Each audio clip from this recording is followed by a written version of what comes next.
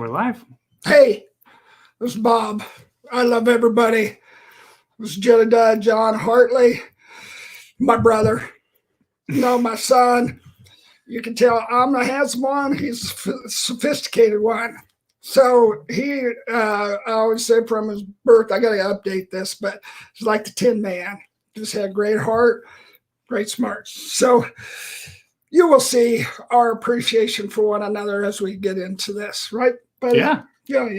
So let me just say we're walking out of the Hope Room. And if you didn't get to see those videos, we had the quagmire and the trifocal futogram not copacease together. And so we had technical difficulties, but we're going to get it right. So you can go back and look at the videos. So, and I have been having a little trouble because I said some things on Facebook and stuff where they said, no. So, but this is so significant where I just named names and talked about political stuff, and they said, hey, don't do that. Yeah. Well, you were on there with me, so that was kind of an ordeal we did together. I love my son with all my heart. And he's beaten me in racquetball. You never do that to a father. Okay? We'll get into that later. Okay. So looked at Hope in the Hope Room. And what we're really looking at is going through the yellow house, and it really applies to where we are at in our lives. So there's this journey that I went on that I have done some tapes lately, and it's just audios that are posted that really give you a background on the yellow house. But it's like a pilgrim's progress journey. Yeah. And then it goes from there to where the Lord took me through the journey of these different rooms to grow me. And it was an awesome journey. And so, and an allegory and awesome moving.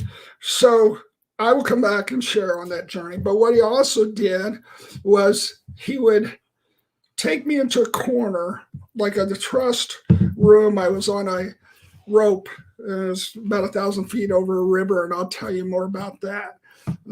We all can feel and taste, touch, and just really walk and occupy that space together. Or just we can experience each other's experiences as our own. I can live 1,000 lives through the lives of others. So, but after the Lord would take me on that rope and show me what unconditional trust looked like. It was a new term to me, unconditional trust. I understand a lot more. He would take me back like Scrooge, but in a positive way. And he showed me people that were around me that had expressed unconditional trust. And it was a whole nother concept and understanding for me. And then he'd show me in my life where I had unconditional trust, or maybe where I was challenged in having it. And so Jed has written a book about my life. I'm very touched that he did that. He called I Hope It's Not Hereditary. So it's like, which way do I go? Okay, it's like a comic book, but there's a superhero in it, and that's me. So he was brilliant in his writing, and it's just a collection of stories, but it's got a journey in it. And it's just, I would encourage you, because honestly, the people I know, they say it's the best book they've read next to another, like the Bible or something like that. So I'm not claiming that, but I just kind of step outside of me, and I see just the depth that Jed got at that time. And so he's going to read a story, because it was what I experienced in that unconditional trust room. And it's one of the stories from the book, and it was his writing it. And what it reflected to me was unconditional trust for a young man with his father, but also there's other aspects to it. So Jed's going to read the story, and then he's going to comment on the virtue of trust, and then I will, and he will need to go out at that time, party and run around the town and do something sophisticated. So Yes, he can beat me at chess. Slam poetry that I'll be. Slam poetry. I'm just kidding. That's not what I'm actually doing. Yes. So let me just say, look and see our webpage. That will bring you great glee. Adoring, hoping, living out of the house journey that will change your life today. And I mean that sincerely. I don't play. Yay, yay, yay. Hey, hey, hey. I say. And that's the poem. So do look at the webpage because you can order this book. And it's usually $1,100. But today it's a gift. And you decide. We'll send it to you. Okay. All right. Yeah. Unconditional trust. Everybody give a hand to my Jed. So I wrote this book in 2016, I think, or 2015. But we were traveling together. So 23. 23. Yeah, about then. Yeah. So this was one of my favorite stories from the book, and one of the favorite stories that I always liked the story of Amit and wrestling. So we'll just jump right in.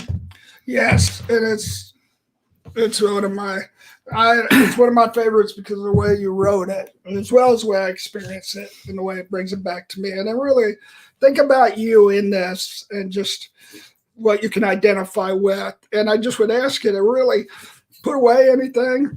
You're going to hear some of the greatest storytellers that ever lived next to, Mr. Rogers. So setting the bar high. Yes. All right. We ready? Yeah.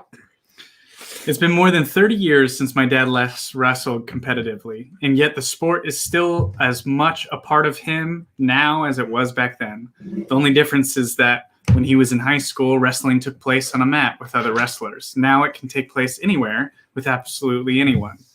Dad has developed a tendency to suddenly and without warning snap into attack mode. It doesn't matter if you're a sprightly young man or an 85-year-old senior. You may find yourself on the floor with burly arms twisting your limbs in ways you weren't ever aware they could twist. Wrestling is and always has been a foundational part of his identity. As the saying goes, you can take the lion out of the jungle, but you can't take the jungle out of the lion.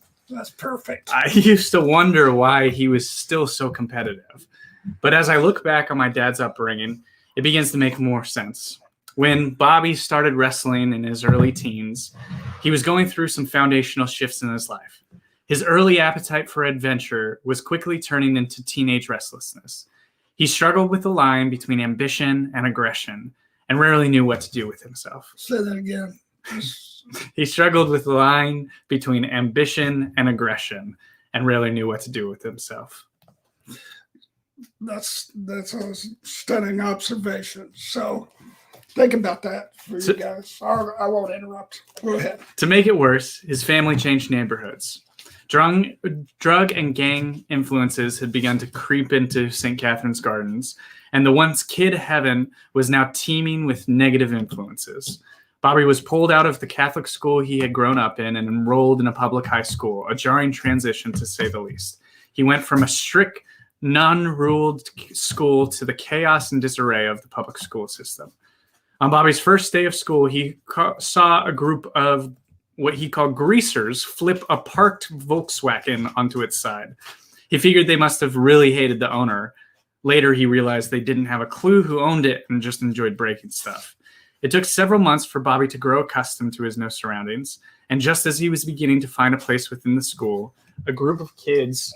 What's she eating? I don't know. That's a good point. Hey, baby, come here. You got to stay up here for now. Okay. You got to listen to this and learn this lesson. Okay. Elise Throckmorton, E.T. It took several months for Bobby to grow accustomed to his new surroundings, and just as he was beginning to find a place within the school, a group of kids stole some expensive glass beakers from the science lab. When questioned, they blamed Bobby, the new kid and an easy target. Bobby, impetuous as always and upset about the accusations, jumped on one of the kids in the middle of class, wrestling him down and twisting his arm in an attempt to provoke a confession. The school principal was less than pleased with Bobby's antics and promptly expelled him, forcing Bobby to join yet another school. I made it 8 days. Hickman Mills. That's about 7 days longer than I would have expected. So when Bobby began wrestling, it quickly became more than just a sport for him. It became a way of handling life. Each time he would step onto the mat, he would look at his opponent and see the embodiment of all the challenges life had begun to throw his way. Every issue he could not handle, every problem he could not solve stood before him. When the bell rang to start the round, he would wage war against all of them. Despite the blood and bruises and the intense and even masochistic training, it was exhilarating for Bobby. In a world full of things beyond his grasp and comprehension, he had discovered something he could control. A wrestler only competes with opponents within their own weight class. So a wrestler's goal is to be as strong and tough as possible while also weighing as little as possible. When Bobby joined the wrestling team, he changed the way he ate, the way he worked out, and then even the way he slept, all in an attempt to gain muscle mass while also losing weight. He developed a habit of wearing thick sweatpants and sweatshirts covered by a plastic tracksuit so that whenever he would do any sort of physical exercise, he would sweat out as much water weight as possible. Before tournament weigh-ins, Bobby would even sleep in the many-layered sweats in an attempt to make weight the next morning. Due to his tenacity, Bobby became a rather dominant wrestler. However, the rest of his team at Hickman Mills was hardly as emphatic about the sport. The wrestling program was small, and the coach was in his first year and hardly knew a thing about wrestling. Most of Bobby's teammates were poorly trained and fairly unathletic. The least athletic of the team was a young boy from India named Amit. Bobby never could figure out why Amit had joined the wrestling team. He was neither physically gifted nor aggressive. In fact, he was just about the least competitive individual Bobby had ever met. When practicing, Amit would practically pin himself. His only opponent would only need to feign aggression, and Amit would immediately wilt. During tournaments, Bobby and some of the other boys would bet on how long it would take Amit to get pinned. There was never a doubt in their mind that he was going to get pinned. The only question was how long it would take. Amit's family had moved to the United States from New Delhi, India. Amit's English was rough, which, along with his lack of athletic prowess, made him a prime target for jokes and mockery. But Amit didn't take the jeering to heart, and due to his blissful and cordial spirit, he soon made friends with most of the wrestling team. Bobby wondered if the whole reason Amit had joined the wrestling team was in an odd attempt to make new friends. All Bobby really knew was that Amit certainly did not join the team with any intention of winning matches. As the year wore on, Amit eventually became a beloved part of the wrestling team, and everyone would gather around to cheer him on during his matches. Everyone, that is, except for Bobby. Despite how likable Amit was, Bobby had a hard time connecting with him. Wrestling was such a big deal to Bobby, and Amit treated it like a joke. A few times, Bobby even tried to teach Amit better form, but it was useless. Amit just didn't have any fight in him, and that was something Bobby had a hard time looking past. But another thing that rubbed Bobby the wrong way was how Amit's father attended every one of the team's tournaments. Why does he always come? Bobby wondered as he watched Amit's father come down from the stands and congratulate his son after every match. The congratulations didn't even make sense. Amit was a horrible wrestler.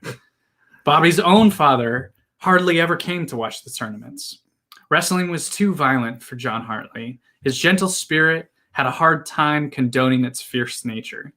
Even if he did come, he wouldn't say much after the match. Bobby was frustrated to see Amit receive more praise for failing than Bobby ever seemed to receive for succeeding. During the last tournament of the year, Hickman Mills had actually accumulated enough points to contend for 7th place. This is good, buddy. With only 8 teams competing in the tournament, 7th place was certainly nothing to brag about. But they had placed dead last in every tournament leading up to this one, and they all desperately wanted to finish just once above last. Doing some quick math, Bobby realized they were only a point away from 7th place, with only one match remaining. 1 point was fairly easy to get. All a wrestler has to do was avoid getting pinned. The only problem was the last match left was Amit's. When Bobby realized this, he shook his head and headed straight for the locker room. He couldn't watch. He already knew the outcome. Amit had wrestled in 13 previous matches that year, and not once had he made it past the first round. But before Bobby even got to the locker room, one of his teams grabbed him. "Hartley, you've got to see this," he said. Bobby could hear the crowd cheering. It was only a minute into the first round, and Amit's opponent already had him on his back. But Amit fought hard, doing absolutely everything in his power to keep from getting pinned. His opponent, who was more experienced and clearly a better wrestler than Amit, had pressured him several times into a place where he was nearly had Amit pinned. But Amit would turn and contort his body, enduring an incredible amount of pain, all in a desperate effort to keep the match going. Bobby had never really seen Amit try so hard. In fact, Bobby had never really seen Amit try at all. Amit had been told that Hickman Mills would place 7th as long as he lasted all 3 rounds without getting pinned. Before stepping out on the mat, Amit had looked at his coach and in his thick Indian accent had said, "For the team." The crowd went crazy as the buzzer sounded the end of the first round, but everyone quickly hushed as they watched Amit struggle to stand up and get off the mat. He was in such excruciating pain that a couple of his teammates had to help him off. On the opposite end of the mat, the coach of Amit's opponent chastised his wrestler for letting the match go into a second round. With 2 full rounds remaining, Bobby half expected Amit to throw in the towel. He had already exceeded every expectation. There was no need to go back out there for only 7th place. But Amit's eyes lifted to the crowd, and Bobby followed his gaze to see Amit's father beaming with an ear-to-ear smile. Amit collected himself and mustered the courage and strength to return to the mat for the second round. Just before he went out, Amit looked at his coach and then to Bobby and repeated, "For the team." As the second round started, Amit's opponent almost immediately had him in a position that was worse than any he endured in the first round. His arms were locked, and his opponent was attempting to roll him forward onto his back. Without the use of his arms, all Amit could do to keep from being flipped was to dig his face into the mat. If he ducked his head under, his opponent would easily roll Amit onto his back for an instant pin. So Amit kept his head planted on the mat and endured the strain on his neck and the pain from the friction between his face and the mat. Determined to flip him, Amit's opponent began to twist on his arm, putting more and more pressure on it. And just before the end of the second round, Bobby heard a loud pop. The opponent loosened his grip as Amit screamed in pain. Amit had dislocated his shoulder. The buzzer sounded the end of the second round, and Amit was once again helped off the mat. By this time, the crowd had stopped watching the other matches, and all had moved over to watch this little Indian boy fight for 7th place. After the injury timeout, they even paused the first place match so that everyone could watch. Bobby looked up towards Amit's father in the crowd, who sat with his head hanging low and his eyes towards the floor. He couldn't bear to watch his son endure so much pain. But as Amit limped back onto the mat, his father slowly lifted his head and made eye contact with his son. Through tears, Amit smiled and stood up for the final round. Bobby, along with many others on the team, told their coach to stop the match, but Amit refused. "One more round," he said, "for the team." The last round seemed to crawl by as the entire building watched in near silence as Amit, with a dislocated shoulder, tried desperately to stay off his back. Once again, Amit's opponent had him nearly pinned throughout the entire round. Bobby even thought that Amit was legally pinned a couple of times during the match and wondered if perhaps the referees just didn't have the heart to slap the mat. Still, Amit continued to twist and fight with more strength than he ever knew he had, and for the third and final time, the buzzer sounded and the match was over at last.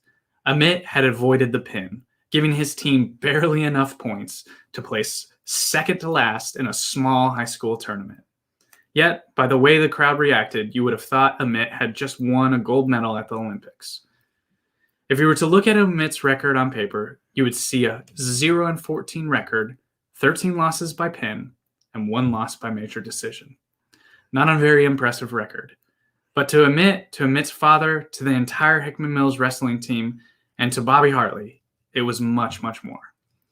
When the season ended, the entire team, including Bobby, voted Amit the best wrestler of the year. He may not have had a notch in the win column, but he had won the respect of his teammates and had fought harder than anyone Bobby had ever seen before. That's it. It's excellent.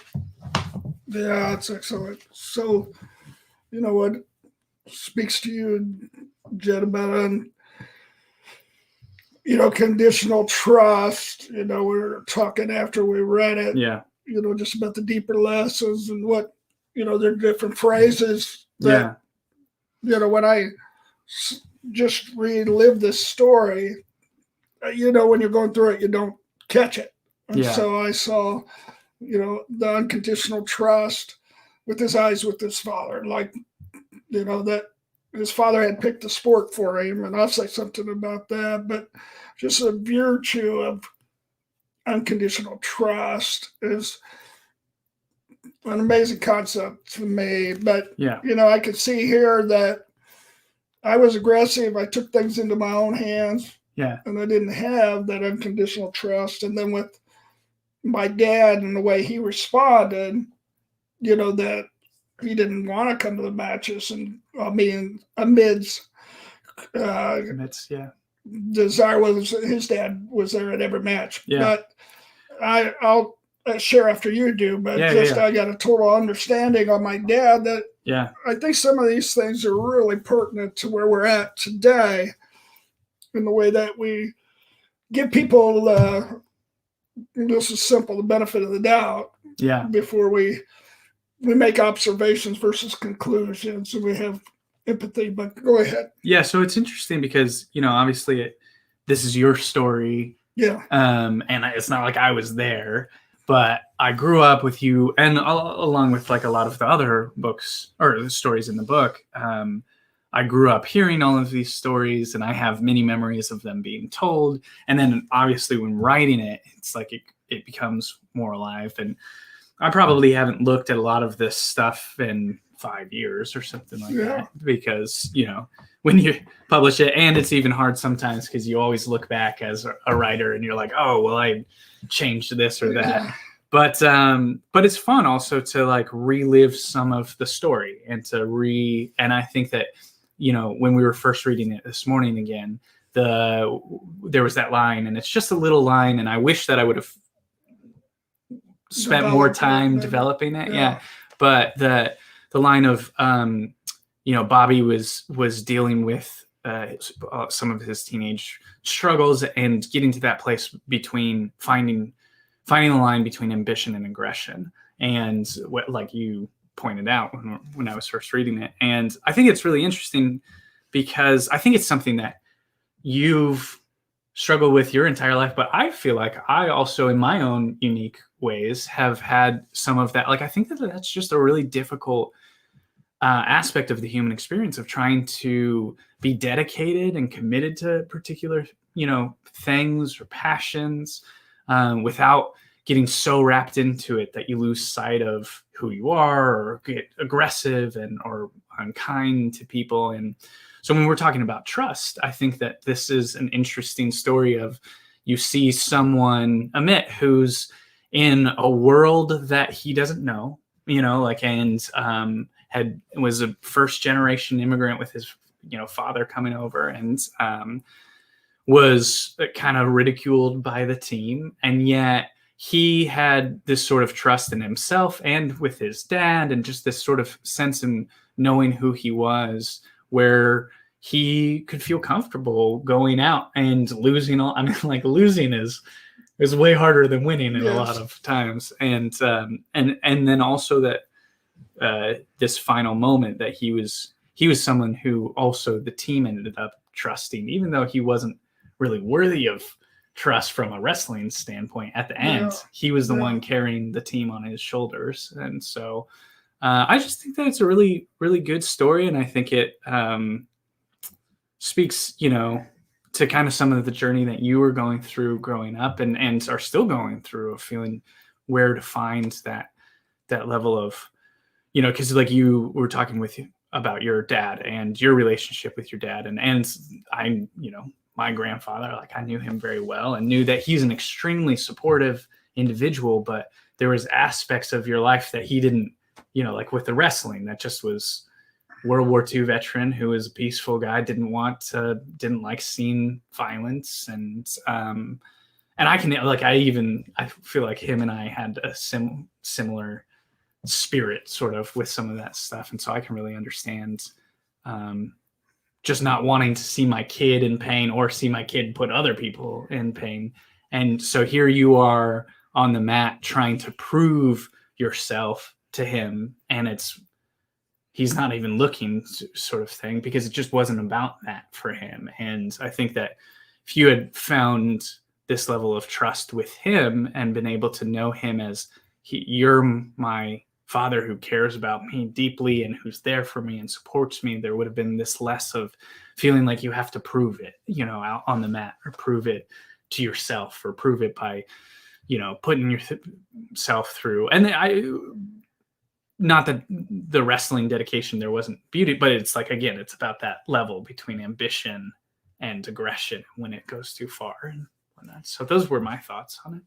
Yeah, well, I think just, the idea, you said, the difference between, I think we've seen it last season in our world, where it's ambition to do right, and then it turns into aggression, and to not know you've crossed that line. And for me, like you said, wrestling was very serious, because it was the only place I could get out this world of pain, and the world of stress. I moved out at a young age, and then, work was really serious to me.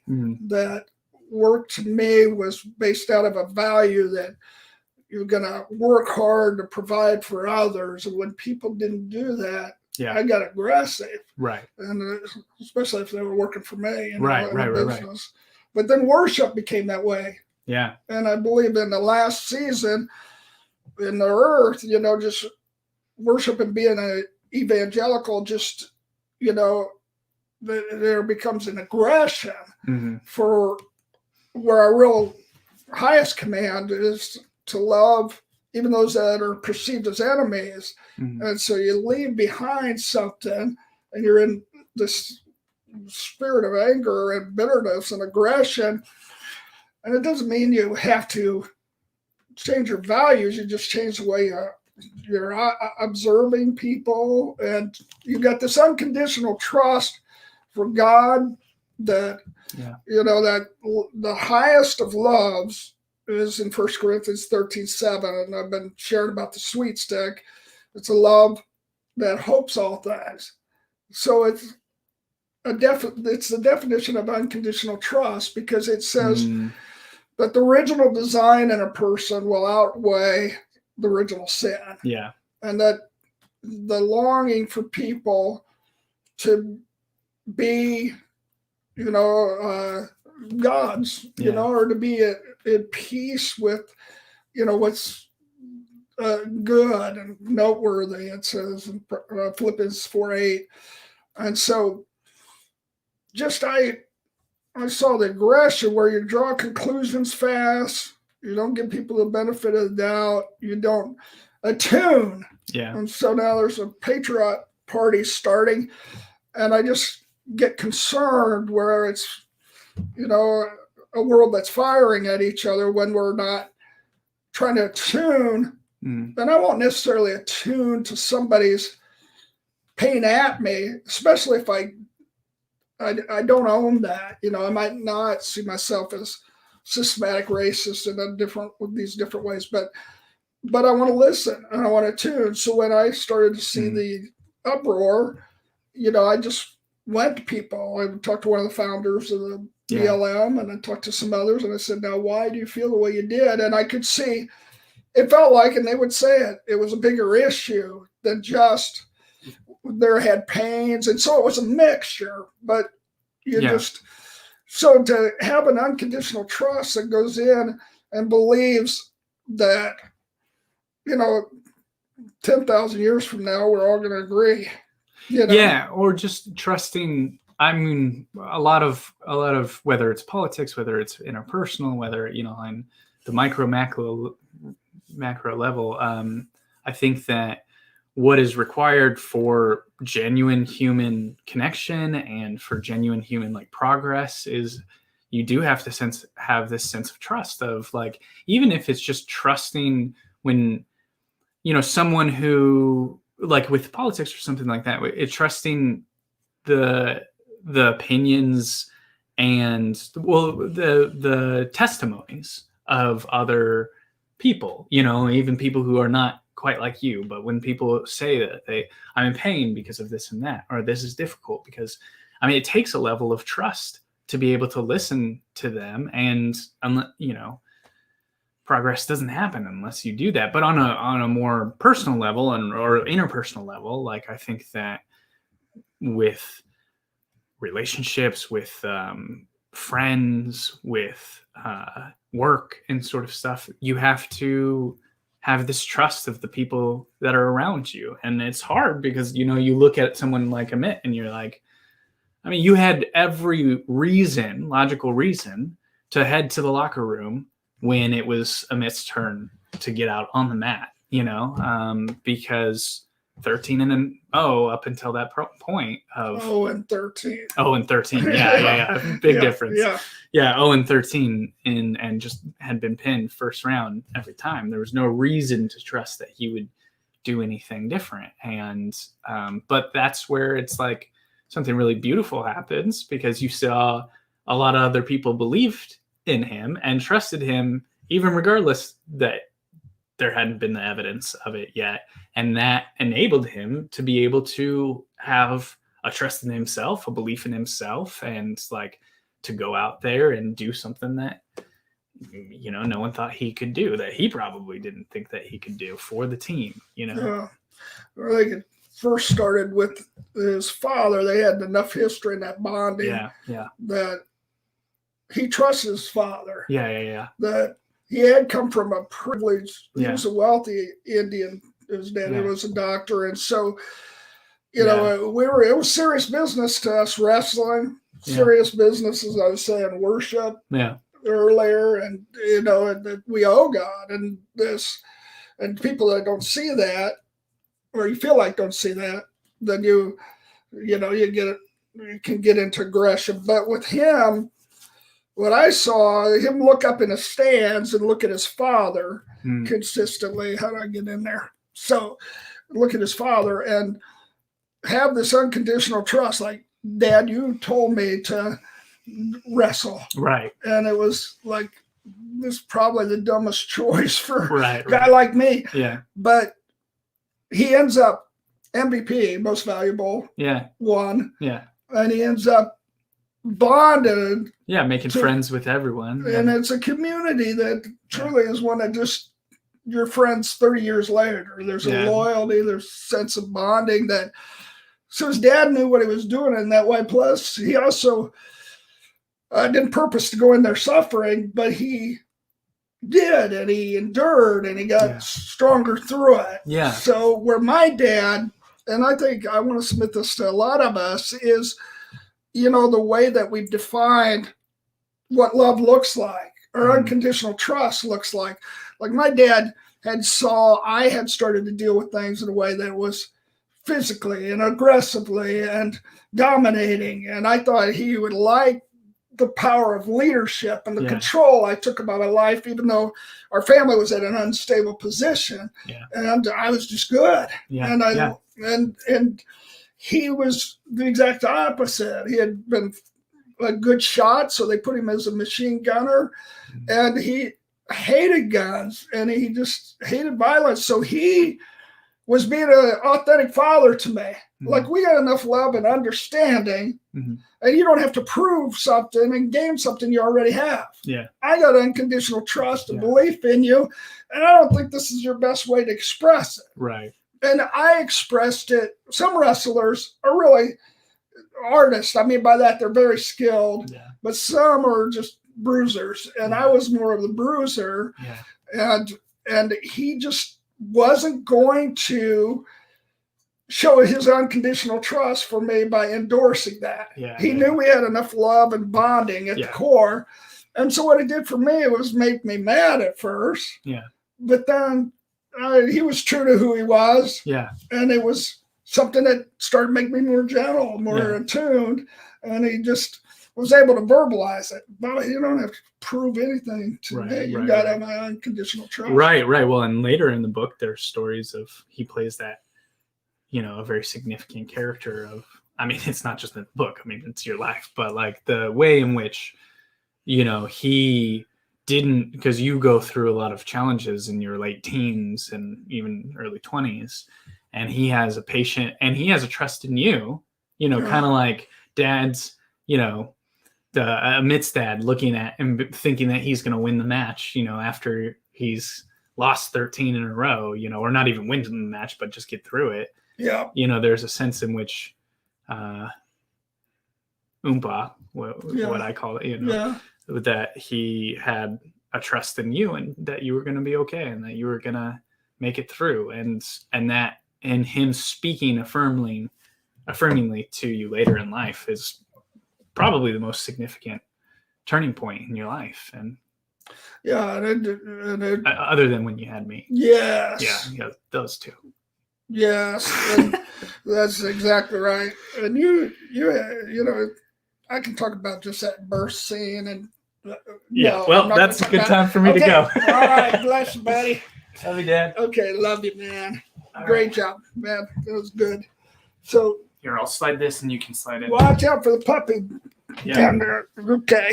All right. Be home by 9:30. Okay, bless you. So, hey, you guys, I just really appreciate him sharing about this. So I'm going to share a few other points about just unconditional trust and the journey. So I was in the Lord brought me into the trust room, and I was probably 1,000 feet up, and I was on a tightrope, and I could see somehow down in this rushing water below me, and there was crocodiles, and it was terrifying. And so he blindfolded me, and he said, "This will be a level of trust, and lean not on your own understanding." Proverbs 3:4-6, but acknowledge me in all ways. That I was going to need to trust him in a way that I didn't understand. And so I'll share more of that journey the next time, but you'll feel it. And so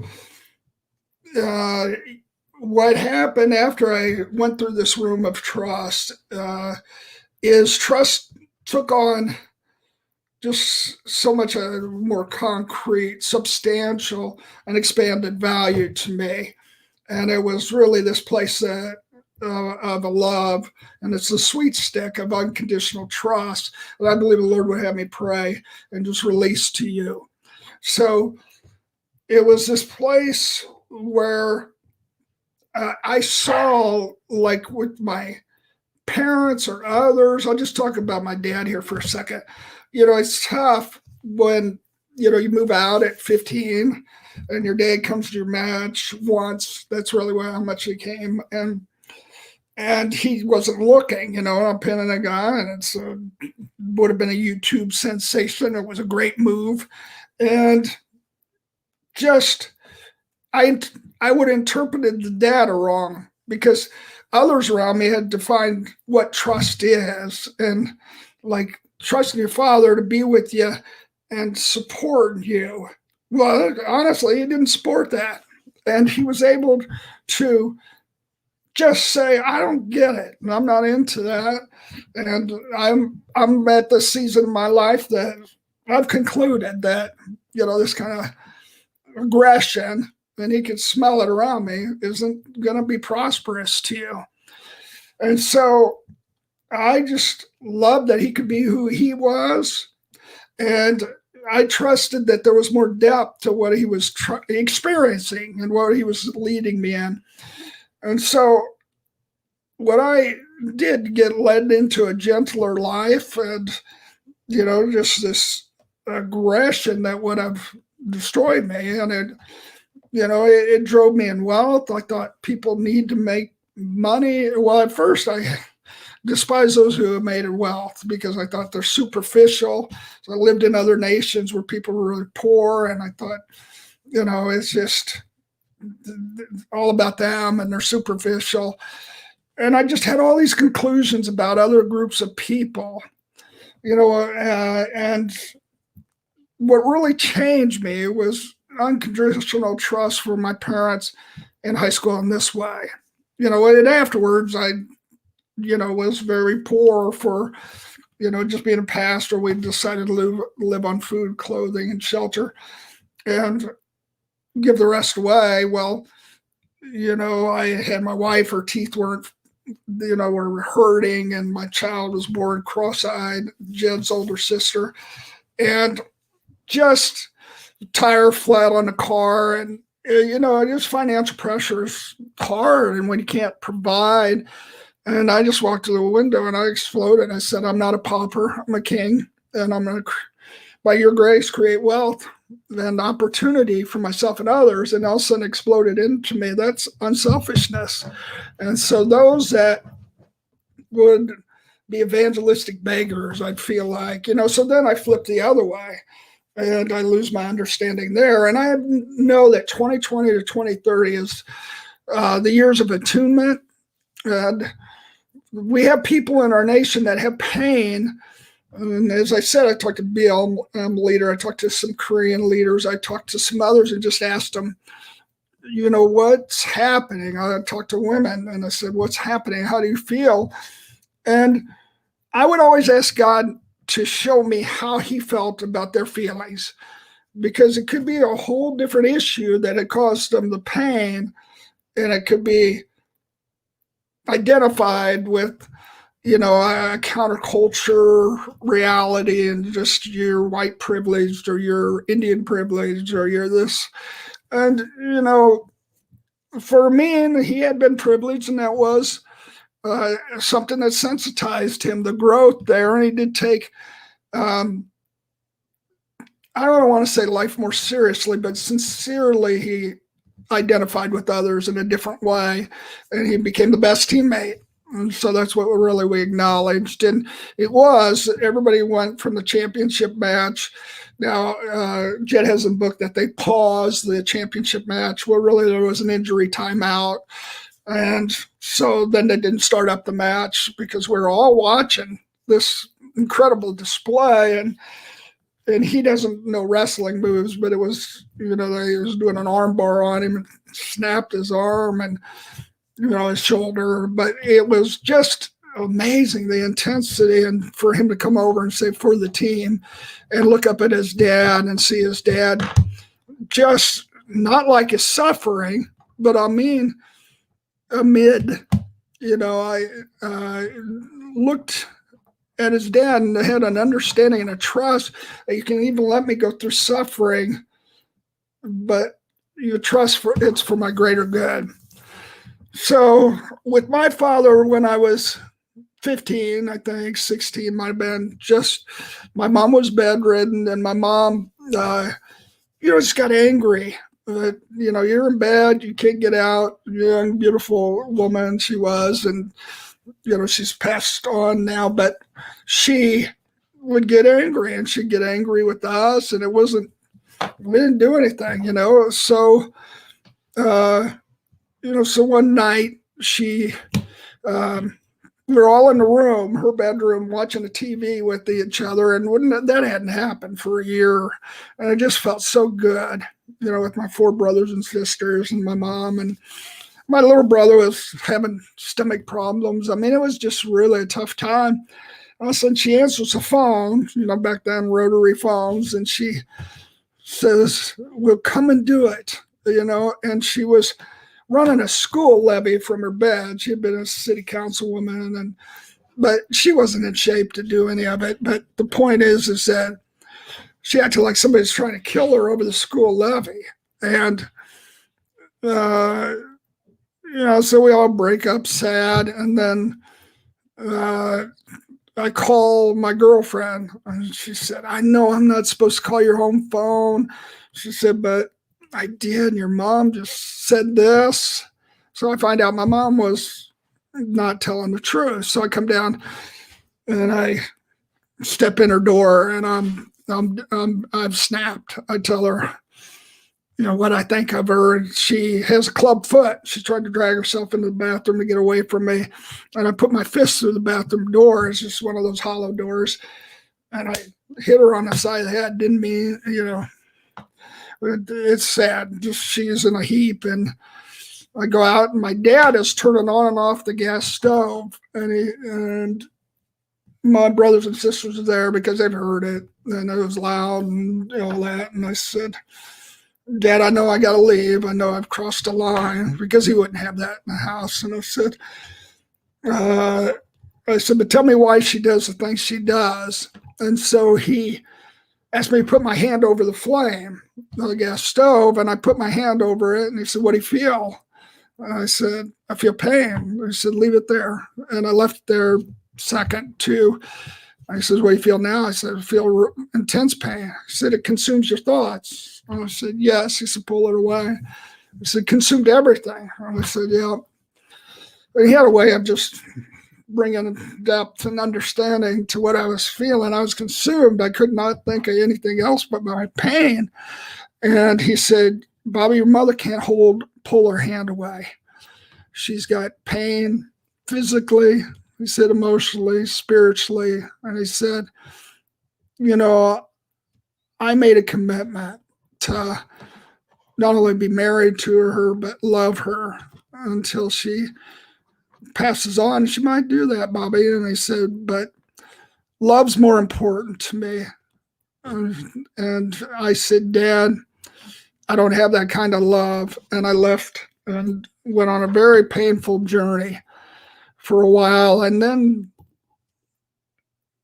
I had that foundation that I could not really get offended at my dad long term and say, gosh, you put us under her rule. And, there was a lot of that in my family. And I just knew that the lesson that God allowed me to learn was the best lesson, that I make a decision for unconditional trust, which really means love.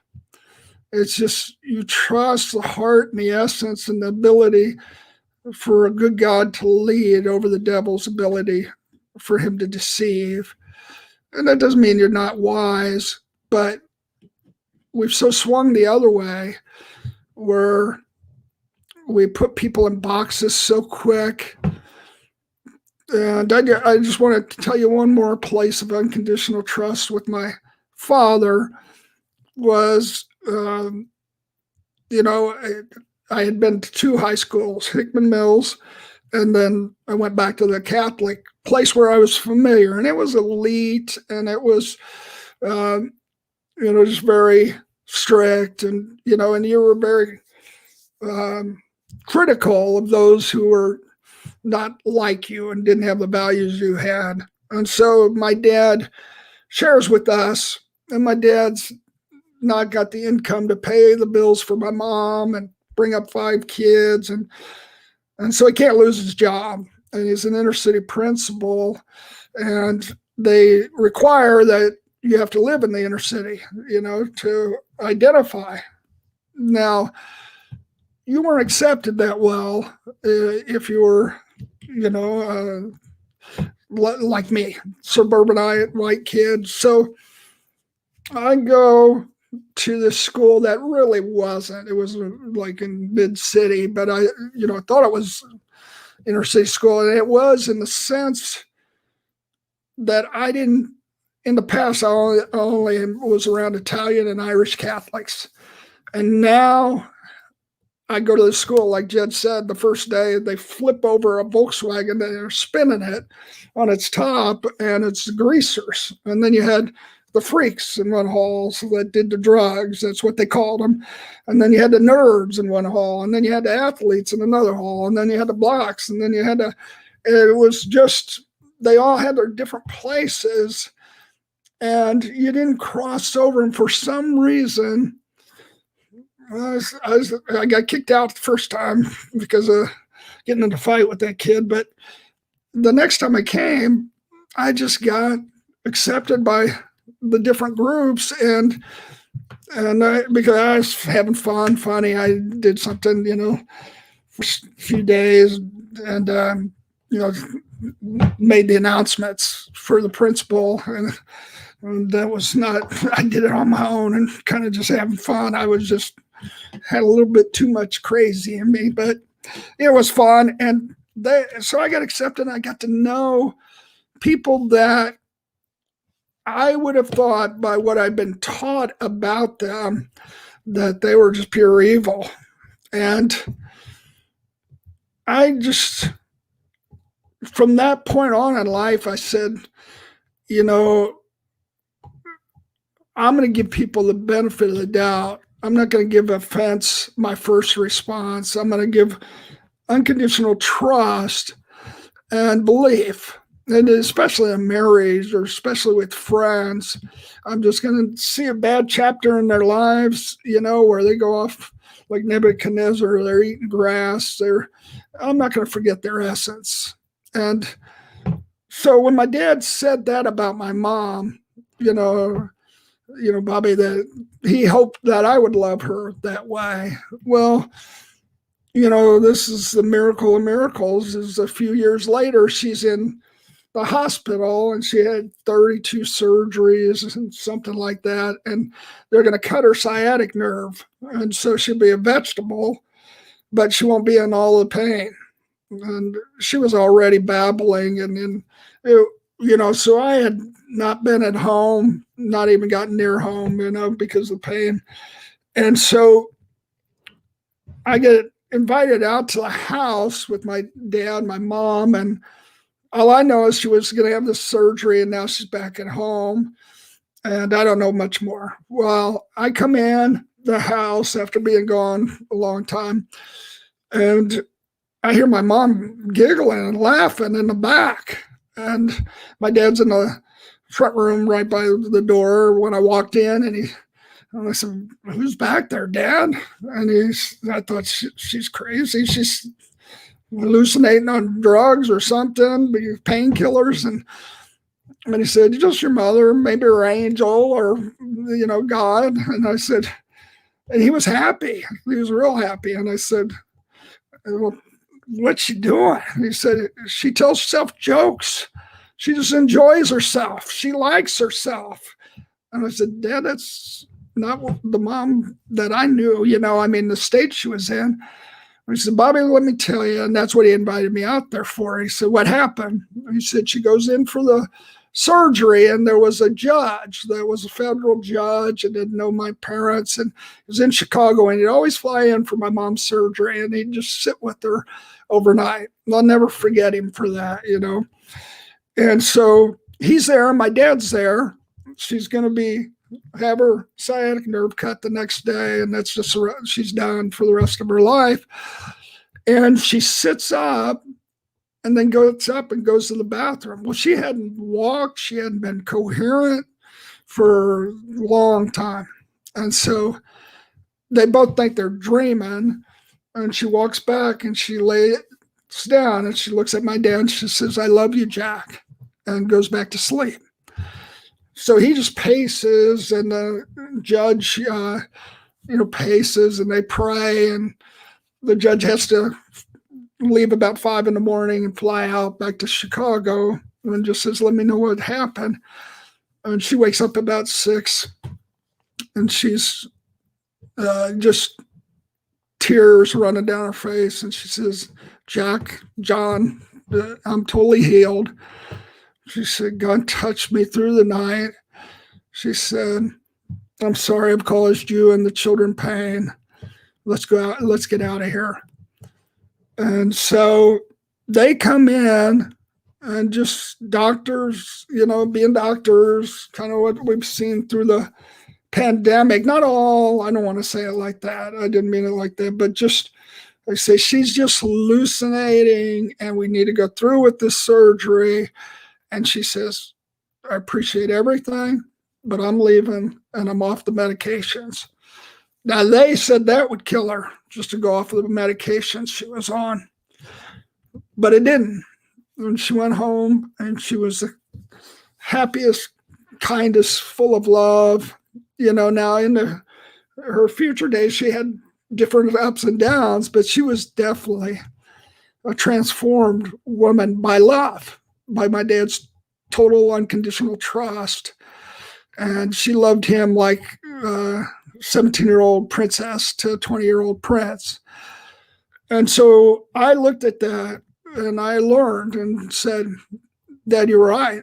That unconditional trust was a value that I wanted to have, love versus, the bitterness and the control and taking things into my own hands and being able to hate, which is really apathy. You just don't give a darn about another people group. But I just saw that Jesus said, blessed are those who do not get offended at me and what I do or I don't do. And in Psalms 51, David said, I sinned against you and you only, Lord. That means when I don't trust, other human beings or the original design to come forth and fight for that versus fighting to cripple them and put them down and criticize them. If I don't live in appreciation, which is value and love, and see the greatness of who they are and him, even if it's just a seed covered by a lot of dirt, it's a friend is a friend at all times. And a brother is born for adversity, that we are to be each other's friends and sing the songs in each other's hearts when we lose the tune. And, I've been through a lot in the last few years and, trusted people and perceived them not to, not to be worthy of that trust.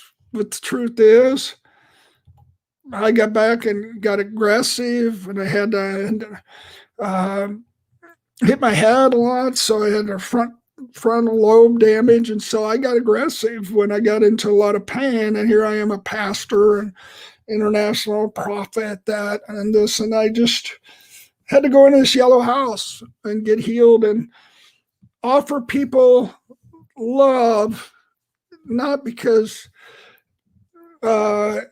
you got to love your enemies, but no, they're worth it. And they have beauty in there. And they might have a bad chapter, like some that attacked me when they didn't have understanding of what was going on. And they listened to untruths. And a lot of people are listening to untruths now. And it makes them little, it makes them petty, and for that season. But they're hurt, and we just are being invited into unconditional trust, where it's better to let go and believe God is greater. Like, I'll just finish with this. And then but God is greater in his ability to bring out the essence of people in him. And there was one person that I said, gosh, God, will it happen in my lifetime, or will we ever like each other again? And he said, oh yeah, you'll be best friends. And I said, well, how long? He said, well, it might be 10,000 years. They're a little mad at you, but just treat them nice now. And I see how he treated the Samaritans, who really were bad to him, or Nineveh, and he loved them, called them the Good Samaritans. And then 70 years later in the book of Acts, just that love worked on them, and they're human. They melted under it, and the whole region of Samaria, it says, got saved. So I believe we're at the time where there's been a great, great challenge to us as a society, and the veil has been pulled back, and we feel like we can't trust, and that we got to meet anger with anger. And it says, when the devil rises up with his arsenal in Jeremiah 50 and 51, it said, God rises up with greater weapons. And if we don't look for love that's greater, and we don't look for these sweet sticks that when you throw them into bitter waters, they turn it into sweet, then we are threatened by people that are already threatened and hurt. And it just was like in wrestling. There was a guy that I would just win against, and and it was junior high, high school, tried college, but he didn't last that long in college. But I'd win. And so finally, like senior year in high school, he was a good boxer. He came down and he just was almost crying. He just wanted to fight me because I'd won. I didn't want to fight him. I just didn't want him any more hurt. And I feel like knowing the love of God, it's not that I've won. I just feel secure. And so if somebody gets upset with me, I don't want to cause them any more hurt. And so I want to just submit to you that this example that my son shared with you about, and he's, at this point after, he was a national debate champion, and his sister were, and they just have had their faith. They went to elite colleges, and so they, just their faith was challenged, and they got hurt in the evangelical world. And I'm not blaming. I love the church. I love the church. I just believe, like any institution or group of people, they're growing. And so why have such expectations? Just let people be people and love them and nurture them. So, but for him to do this is really wondrous. It's a miracle, and it's just beautiful. And I love you participating, just as he, when he was 18 or 19, just had come up with this idea. Hey, Dad, can I write about your life? And I just wept, later. I said, and now how he's revisiting it with me, and my unconditional trust in him, that he's a great man. And he's just got a great heart, and he's acting more like Christ than ever. And he says he doesn't believe, but I just know that I can trust his heart in God. So I love you guys. I would ask you to write questions, and I know that not everybody's getting notified about these posts. They're really not, they're really, I just found out. I don't need to say more, but I just would ask you to share the post, and I believe we got something really to offer people in the next hour about how to lift above in this ascended place. The next 10 years is a place of ascension too, where we get above the issues and we are able to, see from the heavenly place. And it's such a wondrous place. And I'm going to talk about that next time. And honestly, I got to stop, and we'll do part 2 because I got to go to the restroom. Sorry about that. I love you guys. Probably didn't need to tell you that. Okay, bye-bye. So please be here next time. Okay, bye. Elise, what you eating up here?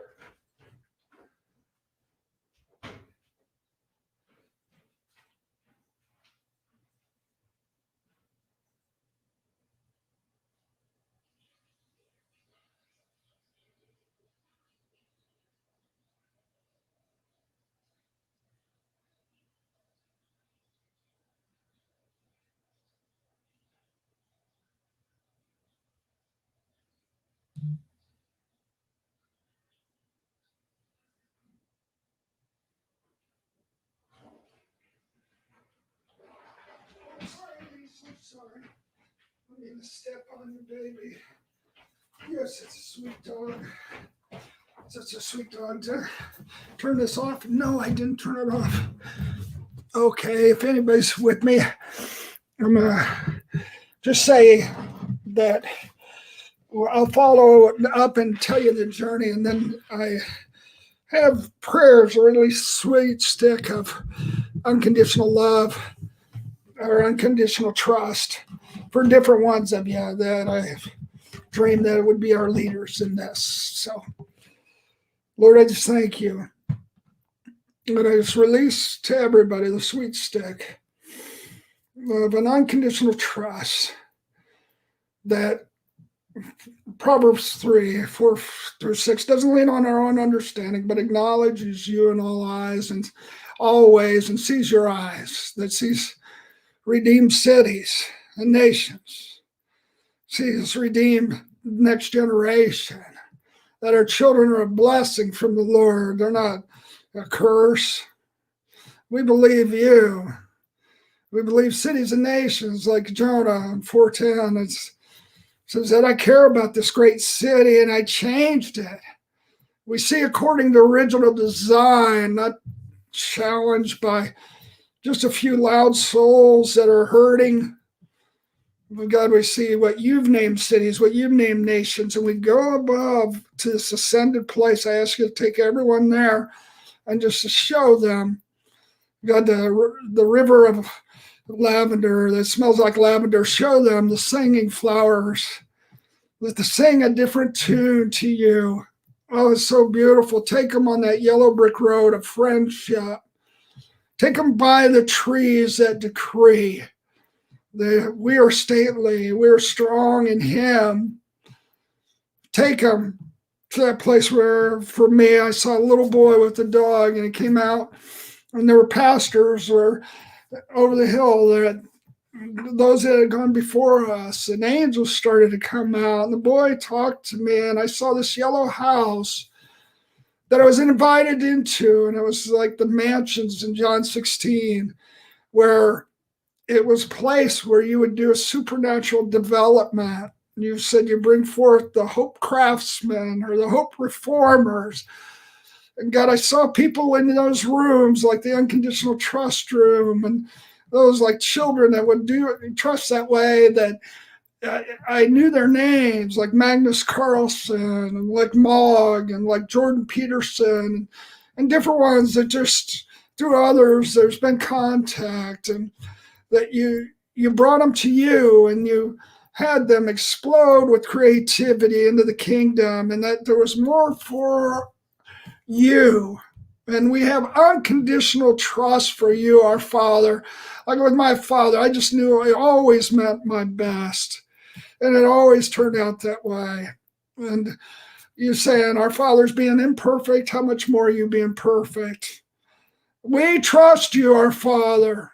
All the ups and downs and all the rounds of our lives, we see your goodness in the land of the living. And we want the sweet stick. You trusted us. You trusted our hearts. I was so far away from you.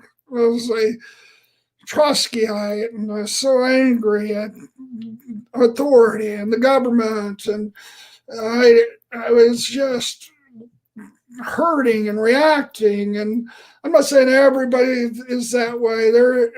There's a tuning to your heart and trusting your heart.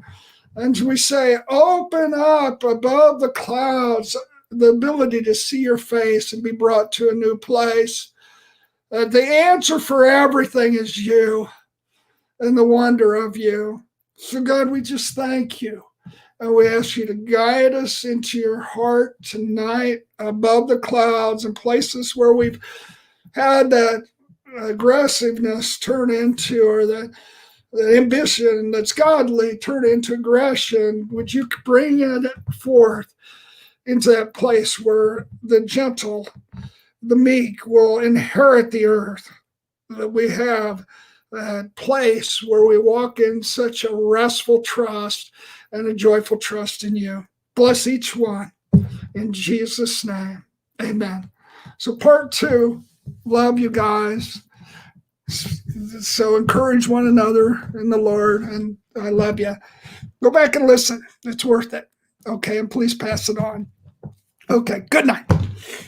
How do I stop this thing? Oh, man. Oh, my gosh. I'm sorry, you guys. Is it still on? Oh, my gosh. I got a keyboard. I don't have a mouse. I'm going to have to unplug it. Love you guys. Okay. Button. Oh my gosh. Where'd you go? Button. Where's the button? Oh, sorry, you guys. Part 2.